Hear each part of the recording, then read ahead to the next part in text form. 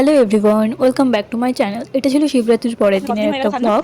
ও এখানে কিছু কথা বলছিল, ও 2 দিন 3 দিন খায়নি, কারণ ওর একটা ভালো বরছে। কথাটা আপনারা শুনুন।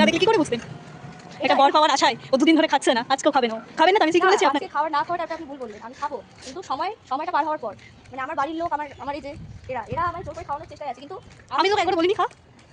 তুই না আর এরপরে আমরা আবার একটু বাইরে বেরোই, একটু ঘোরাটোরার জন্য। কিছু প্যান্ডেল হয়েছিল সেগুলো দেখার জন্য, সেখানে কিছু কথা বলছিলাম সেগুলো। সামনে কালীবাড়ি, এটা কালীবাড়িতে কালকেও পূজারিতে এসেছিল, আর পূজারিতে এসে 30 টাকার ভোগ দিচ্ছিল, 30 টাকার ভোগ দিচ্ছিল।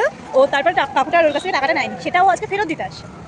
এটা ঠিক, এই বিষয়টা তো তোমরা সবাই বলবে যে হ্যাঁ ও অনেক বড় মনের মানুষ, একদমই সেটা না। আসল ব্যাপার হচ্ছে যে এটা ঠাকুর, ও ঠাকুরের সাথে ছলনা করতে পারে। তারপর আমরা চলে আসি আমাদের ফার্স্ট প্যান্ডেলের উদ্দেশ্যে। এটা আমাদের ফার্স্ট প্যান্ডেল ছিল, এখানে করেছিল ভূতের থিম। আর আমি এতটাই বেশি ভয় পেয়ে গেছিলাম যে আমি ক্লিপ নিয়েছি, কিন্তু ভেতরে যে অরিজিনাল জায়গাটা ওখানে একে তো অন্ধকার ছিল, দ্বিতীয়ত আমি এত বেশি ভয় পেয়ে গেছিলাম যে আমি আর দেখতে পারিনি, কিছুই ক্লিপ নিতে পারিনি। তারপরে এটা আমাদের হচ্ছে যে সেকেন্ড প্যান্ডেল। আমরা এখানে আসি, প্যান্ডেল দেখি, ঠাকুর দেখি, আমাদেরকে কিছু প্রসাদ দেয়। আমরা সেখান থেকে প্রসাদগুলোকে নিই, দিয়ে তারপর আমরা আবার বেরিয়ে যাই নেক্সট প্যান্ডেলের উদ্দেশ্যে। আর এখানে আমরা কিছু ইয়ার্কি মারছিলাম।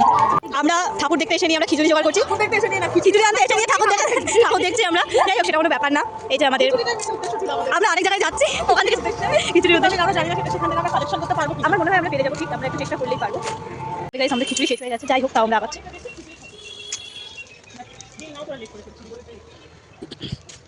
এটা আমরা নেক্সট প্যান্ডেলে যাই, এখান থেকে ঠাকুর দেখি, দেখে আমরা বেরিয়ে আসি। আর আমি ওকে তখন জিজ্ঞেস করছিলাম যে তোর বর চাই কেমন বা এরকম কিছু নিয়ে, তো সেখানে ও বলছিল এটা বড় চাহিদা নাই আমার আছে।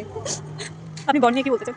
আমি বাবাকে বলতে চাই, আপনাকে কিছু বলতে চাচ্ছি না। আমি বাবাকে এটাই বলতে চাচ্ছি, আপনার এই যে কীর্তি কলা দেখে কিন্তু আপনি ভাবি কি দিনটা হয়। তারপর আমরা এখান থেকে বেরিয়ে সোজা বাড়ির উদ্দেশ্যে হাঁটা দিলাম। তারপর আমরা বাড়ি পৌঁছে গেলাম। আজকের ব্লগটা এই পর্যন্ত, টাটা। আবার দেখা হবে নতুন একটা ব্লগে।